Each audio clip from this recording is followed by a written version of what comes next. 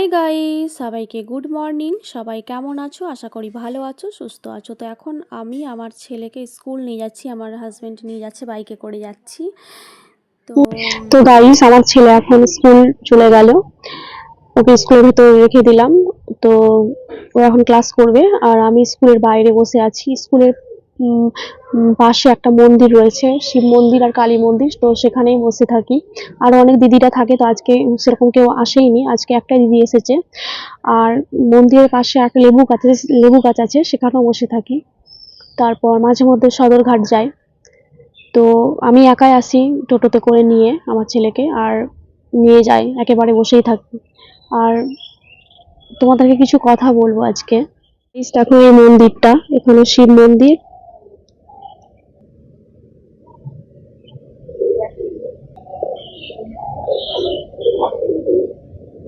আর এটা হচ্ছে কালী মন্দির।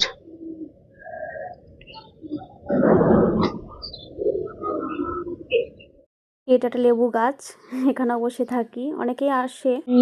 যখন আপার নার্সারিতে আমার ছেলেকে দাদা ঠাকুর স্কুলে ভর্তি করেছিলাম, তো প্রত্যেক দিনই ওকে আমি স্কুলে নিয়ে যেতাম আর আনতাম। একেবারে স্কুলে যখন নিয়ে যেতাম, একেবারে বসে থাকতাম বাইরে, তারপর স্কুলে আনতাম, সরি বাড়ি আনতাম। তো তারপর ওই স্কুলে যে হেড স্যার, উনি আমাকে বললেন ওই স্কুলে ক্লাস নেওয়ার জন্য এবং নাচ শেখানোর জন্য, কারণ আমি অনেক জায়গায় অনুষ্ঠানে নাচ করতাম। আমি ছোট থেকেই নাচ আর গানটা আমি খুব পছন্দ করি। তো তারপর ওই স্কুলে আমি পড়াতে শুরু করলাম এবং নাচ শেখাতাম। তো তারপর 1 বছর ওই স্কুলে আমার ছেলেকে পড়ানোর পরে আবার অন্য একটা স্কুলে ওকে আমি ভর্তি করলাম, এবং সেই স্কুলে, যে স্কুল, ওই স্কুল থেকে আমি আবার, তো তারপর ওই স্কুলে, দাদা ঠাকুর স্কুলে আমি 1 বছর আমার ছেলেকে পড়ালাম। তারপরে ভাবলাম যে অন্য স্কুলে ভর্তি করব। তো আগে থেকে আমার ইচ্ছে ছিল যে স্কুলে ভর্তি করব। তো সেই স্কুলে আবার এখন ভর্তি করেছি, মানে 2 বছর হলো ভর্তি করেছি। প্রথম থেকে এটাই আমার ইচ্ছে ছিল, কারণ দাদা ঠাকুর যখন স্কুলে ভর্তি করি আমি, সেই স্কুলে আমার একদম ইচ্ছে ছিল না, কারণ ইচ্ছে ছিল এখন যেটাই ভর্তি করছি সেটাতেই। তো ফর্ম, আমার জানতাম না যে ফর্ম ফিল আপ আগস্ট মাসে হয়, তো সে কারণে স্কুলে ভর্তি করা হয়নি। তো তারপরের বছর ভর্তি করলাম। তো এখন সেই স্কুলেই পড়ছে, অর্থাৎ এখন সরস্বতী শিশু মন্দিরে পড়ছে। তো সরস্বতী শিশু মন্দিরে যখন আমি প্রভাতে ভর্তি করলাম, তো আপার নার্সারির পরে প্রভাতে ভর্তি করলাম। তো এই স্কুলে আমি প্রত্যেকদিন নিয়ে যেতাম, আনতাম, একেবারে থাকতাম বাইরে বসে, তারপরে একেবারে ছুটি হওয়ার পর স্কুল থেকে বাড়ি নিয়ে যেতাম। আর মানে ওকে আমি ছাড়তে পারতাম না, আমার হাজবেন্ডও নিয়ে আসতো না, আমি নিয়ে আসতাম, মানে ওকে বললে নিয়ে আসবে, কিন্তু আমি কোনোদিনও বলিনি যে নিয়ে যাও। তো তারপরে আমি একটা টেলারের কাজে ভর্তি হলাম, টেলারিং শেখার জন্য। তারপরে টেলারের ক্লাস করতে যেতাম সকালে। তো তারপর তাও টেলারের ক্লাস বন্ধ করেও আমি স্কুলে ওকে আমি আনতাম। তো তারপরে ভাবলাম যে না, আমার বন্ধ হচ্ছে, এবং আমার বাবা মা এবং আমার হাজব্যান্ডও বলছিল যে শুধু শুধু বন্ধ করে লাভ নেই। তারপর আমি আমার হাজব্যান্ডকে বললাম ওকে স্কুল নিয়ে যাওয়ার জন্য। তখন ওকে বাইকে করে প্রত্যেক দিন নিয়ে আসতো এবং নিয়ে যেত, বাড়ি নিয়ে যেত। তো মাঝে মধ্যে আমিও আসি, ও আসে। তো এখন আজকে মানে লাস্ট হচ্ছে ওর ক্লাস স্কুলে। তারপর ক্লাস শুরু হয়ে যাবে, মানে ক্লাস 1-এ পড়ছে বা 2-এ উঠে যাবে। তো সকালে এখন স্কুল, মানে মর্নিংয়ে স্কুল, মানে আপার নার্সারি, তারপরে এই স্কুলে পড়লো প্রভাত আর 1। তো এই 3 বছর ওকে প্রত্যেক দিন আমি সকালে স্কুল আনলাম। তো একটা জিনিস মিস করবো, যে প্রত্যেক দিন সকালে এসে যে বসে থাকা, তারপর ওকে নিয়ে যাওয়া, এই জিনিসগুলো খুব মিস করব। এবার ওর 2 থেকে শুরু হবে ডে স্কুল, 10টা থেকে।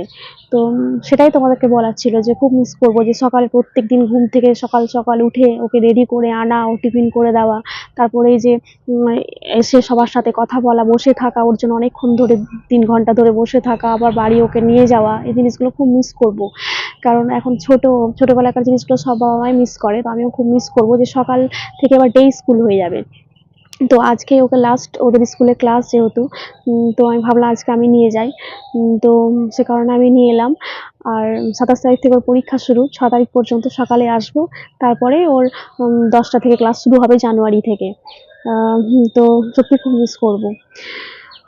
তো যাই হোক, তো তবুও 10টা থেকে যদি স্কুলে হয়ে থাকে তবুও আমাকে কিছুদিন আনতে হবে, না হলে আমি পারবো না থাকতে, কারণ ওকে আমি ছাড়া একদমই থাকতে পারি না। সারাদিন ওই যে ছোটাছুটি, বাড়িতে সব জিনিসকে ফেলে দেয়, খেলনা টেলনা ফেলে ছিটিয়ে রাখে, ওগুলোই আমার খুব ভালো লাগে। মাঝে মধ্যে যদি ওর শরীর খারাপ হয়, চুপচাপ বসে থাকে, তখন সত্যি খুব খারাপ লাগে। তো ওকে বকি মারি, কিন্তু পরে মন খারাপ করে, ও ছোটাছুটি করলেই ভালো লাগে। তো সেক্ষেত্রে দুপুরে যখন স্কুল হবে ওর 10টা থেকে, তখন অনেকটা টাইম ওর স্কুলেই থাকবে, ওগুলো খুব মিস করবো। যে যেমন সকালে স্কুল, সকালে ওকে বাড়ি নিয়ে চলে যায় 11টার মধ্যে, তারপরে ও সারাদিন বাড়িতেই থাকে। কিন্তু স্কুল যখন 10টা থেকে হবে, সারাদিন স্কুলে বেশিরভাগটা টাইম থাকবে, বাড়ি যেতে হয়তো 4টে বেজে যাবে, 3টে 4টে। তো সেক্ষেত্রে ওর সাথে বেশিক্ষণ টাইম কাটাতে পারবো না। যেমন দুপুরবেলা একসাথে ঘুমিয়ে থাকি, খাওয়া দাওয়ার পরে দুপুরে একসাথে খাওয়া দাওয়া করি, সেই জিনিসগুলো আর হবে না, এই জিনিসগুলো খুব মিস করবো। তো যাই হোক, এরকম এভাবে দিন চলে যাবে আস্তে আস্তে। অনেক অনেক আরও অনেক কিছু আছে যেগুলো পরে হয়তো মিস করতে হবে। তো এই আর কি, এইগুলোই বলার ছিল। আমার ছেলে যখন হয়, তারপর থেকে মানে কোনোদিন ওকে আমি ছাড়িনি। তারপর ওকে যখন স্কুলে ভর্তি করলাম, তখন আস্তে আস্তে ছাড়তে শুরু করলাম, কারণ যে টাইমটা ওকে সকালেও সারাদিন ওকে আমি সকাল থেকে সারাদিন নিয়ে থাকতাম, সেই টাইমটা ওকে সকালে ছাড়তে হলো। তারপরে সকাল টাইমটা ও যেমন স্কুলে টাইম দেয়, তারপর এখন হচ্ছে সকালটা ও বাড়িতে থাকবে, তারপর এখন দুপুরে স্কুল। তো দুপুরে যেহেতু সারাদিন থাকবে, সে কারণে আমার প্রচণ্ড কিছুদিন থেকে মন খারাপ, যে দুপুর একসাথে ঘুমানো, হ্যাঁ একসাথে, মানে সবসময় একসাথে কাটানো। আমি না খেলেও খাই না, মানে আমার ছেলে, আমি দুপুরবেলা যদি খেতে বসি, আমি যদি মাঝে মধ্যে কোনোদিনও খাবারটা না আনি, আমারটা বলে তুমি আনো, তারপরে আমি খাবো। তো এই জিনিসগুলো খুব মিস করবো। আমার ছেলের স্কুল ছুটি হবে, তারপরে ওকে বাড়ি নিয়ে চলে যাবো। তো গাইস দেখো, আমার ছেলের স্কুলের পাশে একটা শিউলি গাছ রয়েছে, তো অনেক ফুল পড়ে আছে, তো ভাবলাম কুড়াই, একটা দিদিও কুড়াচ্ছিল, তো আমিও ভাবলাম কিছু ফুল নিই। তো ছোটোবেলা আগে খুব ফুল কুড়াতাম, বাড়িতেই গাছ ছিল, খুব ভালো লাগতো। তো দেখো, আমার ছেলের স্কুল ছুটি হয়ে গেল, তো ওকে এবার নিয়ে যাব, বাড়ি নিয়ে যাব। দিদি ভাইরা অনেকে দাঁড়িয়ে আছে বাইরে। তো ও এখন বলছে মন্দিরে যাবে, এই স্কুলের পাশে যে মন্দিরটা আছে সেখানে ও খেলা করবে, তাই বলছে। তো স্কুলের পিছনে আর একটা গেট রয়েছে, সেটা দিয়েও অনেক ছাত্রছাত্রীকে দাদা ভাইরা বের করছে। তো ও বলছে এখন খেলা করবে স্কুলে। তো এরপরে আমার বোনের সাথে দেখা হয়ে গেল, কারণ আমার বোনের কলেজ এখানেই, আমার ছেলের স্কুলের পাশেই ওর কলেজ, ইঞ্জিনিয়ারিং কলেজ ও পড়ে ও। তো আমার ছেলেকে ও খুব আদর করছে এখন দেখতে পেয়ে। তো আমার বোনের সাথে প্রায়ই দেখা হয়, মাঝে মধ্যে ওর সাথে আমার এই স্কুলে এলে, আমার ছেলের স্কুলে এলেও দেখা হয় ওর সাথে। তো আমি ওকে কোলে নিলাম, আমার ছেলেকে বড় হলে তো আর নিতে পাবো না। তো এ দেখো, আমার ছেলে এখন খেলা করছে, যেতে চাইছে না। তো আমিও ভাবলাম যে আমার বোন এসেছে, সে কারণে একটু আমিও থাকি, গল্প করি, তারপরে চলে যাব, কারণ আমার বোনেরও ক্লাস শুরু হয়ে যাবে, আর আমারও দেরি হয়ে যাবে বাড়ি যেতে। তো এখন এখানে একটু দাঁড়াবো, দিয়ে চলে যাবো। তারপরে একটা আমার ছেলের ম্যাডামের সাথে দেখা হয়েছিল, ও আমার ছেলেকে একটু আদর করলো। তো তারপরে ভাবলাম টোটোতে যাব, তারপরে দেখছি এটা স্কুল গাড়ি, মানে আমার ছেলে যে স্কুলে পড়ে সেই স্কুলেরই ছাত্রছাত্রী এই স্কুল গাড়িতে যাচ্ছে। তো ড্রাইভার কাকু বললো যে আমার গাড়িতেই চেপে যাও, ওই রাস্তা দিয়েই যাবো, আজকে সেরকম ছাত্রছাত্রী আসেনি স্কুলে, তো সিট ফাঁকাই ছিল, সে কারণে চেপে গেলাম। তো আমার ছেলে খুব আনন্দ যে ও এই স্কুল গাড়িতে যাচ্ছে, আমাকে প্রায়ই বলে আমাকে স্কুল গাড়ি করে দাও, তো আমি দিই না।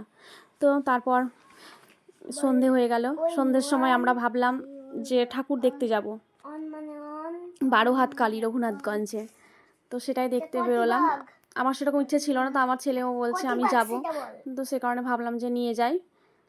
তো ভাবলাম যাই দেখে আসি, এখানে এসে একটু প্রসাদ খেলাম, তারপরে একটু মেলা ঘুরবো, তারপর বাড়ি যাব। তো আমার ছেলে এখন বলছে গাড়ি নেবে, ওর অনেক গাড়ি, তো যেখানে দেবে গাড়ি ওকে নিতেই হবে। তো যাই হোক, ওকে এখন একটা গাড়ি কিনে দেবো, তারপরে যাব। তো তারপরে আমার হাজব্যান্ড বলল কানের নাও, আমাকে ও নিজে থেকেই বলে নিতে। তো ভাবলাম কিছু কানের নিই, তো 7 জোড়া কানের নিলাম আমি। তো আমার ছেলে বলছে যে আমাকে গাড়ি কিনে দিচ্ছ না আগে, আর আমার মাকে আগে কানের কিনে দিচ্ছ। তো আমার হাজব্যান্ড বলছে তোকেও দেবো গাড়ি, দাঁড়া। আবার একটা এমনি দোকানে গেলাম, দিয়ে ওকে গাড়ি কিনে দিলাম। তো দেখো একটা গাড়ি কিনলো, তারপরে চলে গেলাম সদরঘাট। আমার ইচ্ছে হলো যে সদরঘাটে একটু গিয়ে বসবো। তো তারপরে সদরঘাট গেলাম, একটু বসলাম, ঘুরলাম একটু, আর এখানেও দুটো মন্দির রয়েছে। তারপর এই মন্দিরে একটু প্রণাম করলাম। তারপর আর একটা পাশে লোকনাথ মন্দির রয়েছে, শিব মন্দির, তো সেখানেও গেলাম, একটু ঘুরে এলাম। তো আমার ছেলে এখন বলছে ও মোমো খাবে। তো তারপর আবার খাওয়া দাওয়ার পর একটু ঘুরলাম, তো আমরা এখানে প্রায়ই ঘুরতে আসি, প্রায়ই ইচ্ছে হলে মাঝে মধ্যে এখানে ঘুরতে আসি। গরমের সময় এখানে অনেকেই প্রচুর মানুষজন এখানে আসে, বসে, হ্যাঁ, গল্প করে, ভালো লাগে এখানে। তো এখন শীতের সময় তো ঠান্ডা, সে কারণে বেশি কেউ আসে না। তো গরমের সময় প্রচুর অনেকেই আসে, ভালোই লাগে। তো আমার ছেলে দেখো গাড়ি নিয়ে এখানে খেলা করছে, ও বলছে আমার ছবি তুলে দাও দুটো, তখন ছবি তুলে দিলাম। তারপর এখানে একটু মোমো খেলাম আমরা তিনজনে, তারপর ভাবলাম বাড়ি যাব। তো সবাই ভালো থেকো, সুস্থ থেকো। আমার ভিডিও ভালো লাগলে সাবস্ক্রাইব, লাইক, কমেন্ট, শেয়ার করো। তো টাটা।